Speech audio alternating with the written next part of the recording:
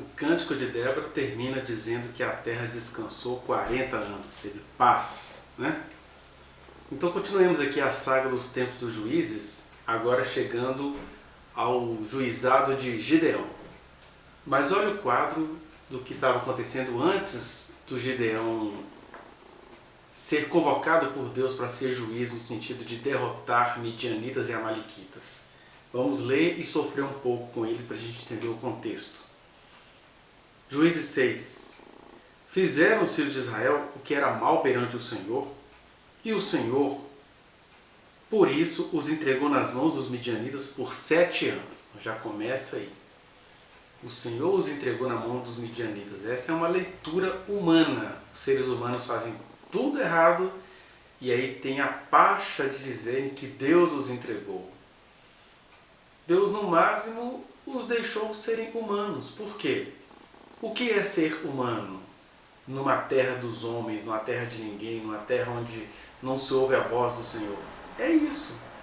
Você é um ser humano, pode ter competências mil, pode ter boas intenções, mas conforme os sociólogos já estudaram, nós temos aí, você pega o Durkheim, ele vai dizer que ser humano já é nascer numa sociedade regrada. Então você vai sofrer a coesão social, né? Como é que você vai se integrar à sociedade, a coesão? Você vai sofrer a coerção, né? É obrigado. Você nasceu, a linguagem já está aí, você não escolhe, você tem apenas que internalizá-la. Enfim, a vida em sociedade, a coesão, ela vai ser vivenciada de maneira coercitiva, tem todo um regramento do qual você terá que fazer parte. Até um certo sentido não tem problema, os ditadores adoram essa teoria para dizer que isso é necessário, mas o negativo é isso, é que parte dessa coerção está aí, que a gente acaba sendo oprimido por pessoas mais poderosas, mais estrategistas, que vêm vender uma ideia de liberalismo e falam, não, cada um conquista o seu espaço, mas na verdade aqueles que surrupiaram povos considerados mais fracos querem nos dominar. E isso é assim desde os tempos antigos, porque ser humano no mundo caído é assim. Aí vem o Karl Marx e fala, independentemente das coisas serem assim, a partir da coercitividade, as relações humanas são caracterizadas por essa dialética constante de opressor, oprimido, né? Uma hora os camelôs, os pequenos comerciantes, os burgueses se tornam então os opressores. E agora você está aí numa sociedade onde os donos do meio de produção querem manter a gente numa outra sutil escravidão.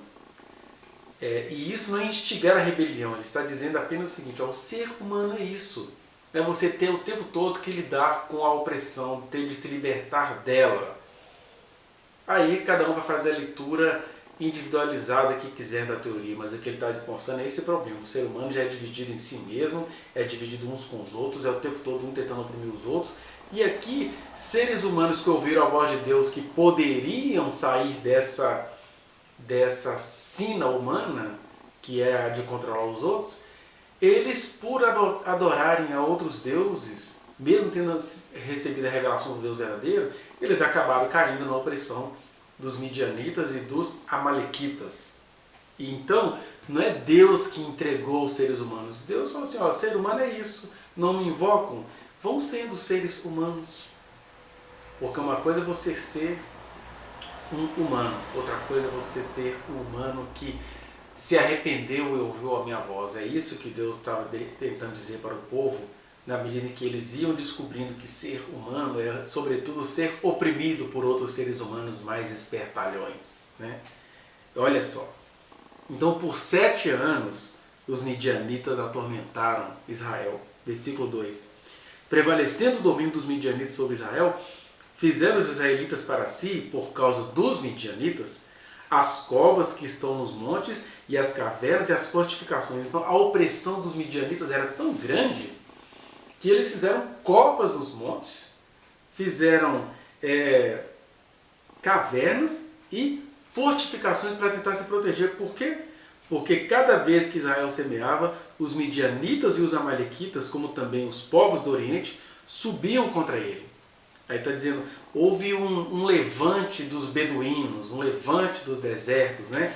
Nós temos aqui o mapa da Palestina, então esses povos vinham dessas regiões aqui, ó, midianitas, amalequitas e os povos dos desertos, considerados por nós como beduínos. É importante parar um pouquinho aqui para a gente relembrar que midianitas e amalequitas são povos ali, irmãos e primos de Israel, porque os midianitas eles são descendentes de Abraão com Quetura, uma mulher que até onde a gente consegue entender, Abraão se casou com ela, ou ela era concubina dele quando a Sara ainda era viva. Eu sei que ele teve filho com essas mulheres e um desses filhos era Midian. E aí os midianitas, né, o sogro de Moisés, por exemplo, habitava ali entre os midianitas, que eram comerciantes, né, poderiam estar sendo confundidos com tribos nômades também. Midianitas também eram os povos lá do Balaão, né, que foi contratado para profetizar em favor do rei de Moabe, Balaque, mas o Balaão era midianita. Então eram povos ali parentes de Israel. E os amalequitas eram descendentes, uma mistura biológica e cultural dos descendentes de Esaú, com até questões dos filisteus, alguns outros povos oriundos da Babilônia.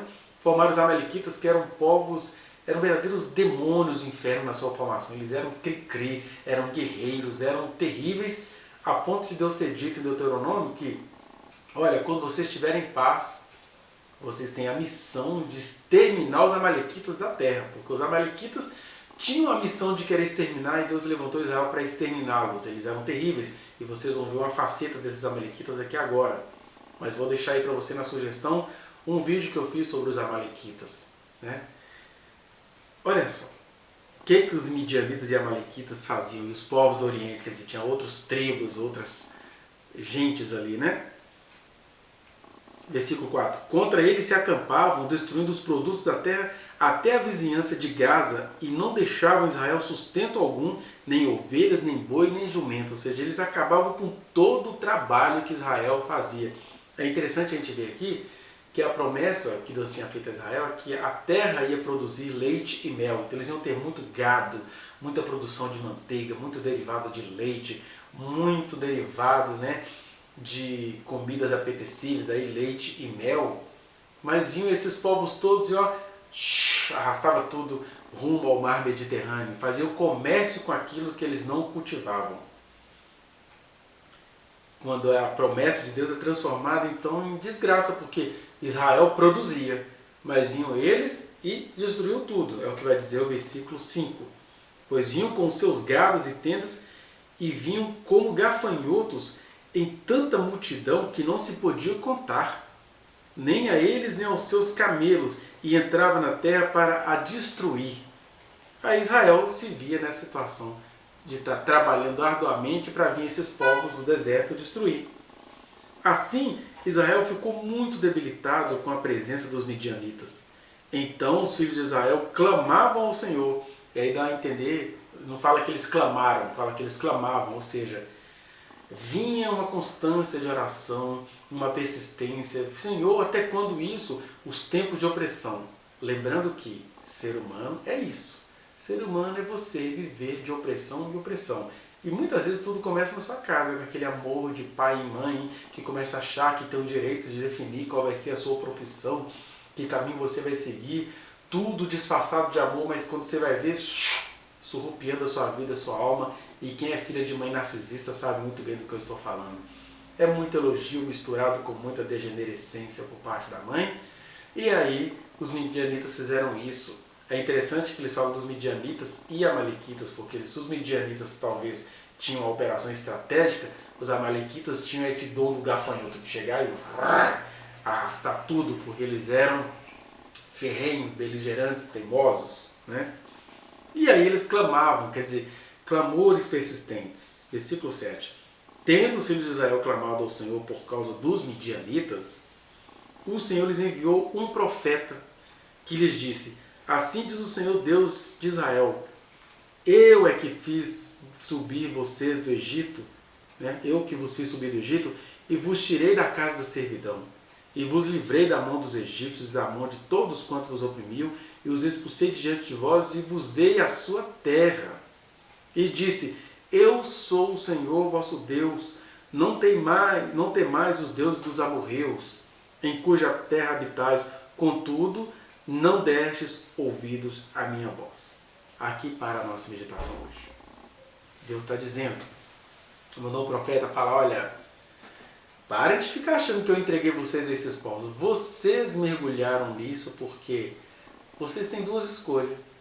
Ou andam comigo como tendo no mínimo a chance de ter uma outra visão da vida, ou o ser humano é isso, é ser escravos de povos estrategistas, de povos terríveis, de povos malandros. Povos que... Por que eles teriam que saquear você? Mas os povos são assim, as pessoas são assim. A gente está num período mundial de pandemia e você vai vendo como que tem brasileiros surrupiando uns aos outros nesses tempos. Desde fazer máscaras que valeriam R$1, vendem a 50, álcool vendendo aí a quase R$100, até pessoas que estão assim, graças a Deus, nossa, como que as funerárias nunca lucraram, né? Porque os seres humanos são isso. Então quem consegue fazer isso, também consegue deixar um povo todo produzir para ir lá sugar, surrupiar. Isso acontece desde no interior das famílias, até de um povo em relação ao outro.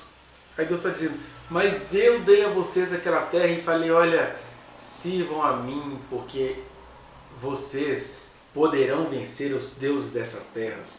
Não tenham medo dos deuses dos amorreus. Né? E aí amorreu serve para dizer não apenas dos cananeus, mas desses povos todos que tinham raiva de Israel.